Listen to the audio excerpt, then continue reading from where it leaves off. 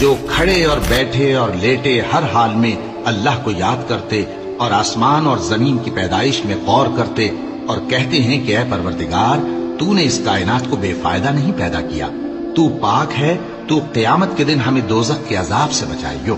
اے پروردگار جس کو تو نے دوزخ میں ڈالا اسے رسوا کیا اور ظالموں کا کوئی مددگار نہیں ہوگا۔ اے پروردگار ہم نے ایک پکارنے والے کو سنا کہ ایمان کے لیے پکار رہا تھا کہ اپنے پروردگار پر ایمان لاؤ، تو ہم ایمان لے آئے۔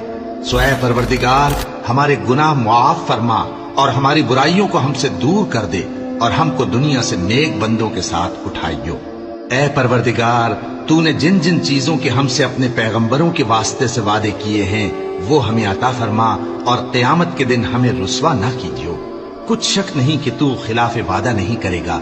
تو ان کے پروردگار نے ان کی دعا قبول کر لی اور فرمایا کہ میں کسی عمل کرنے والے کے عمل کو مرد ہو یا عورت ضائع نہیں کرتا۔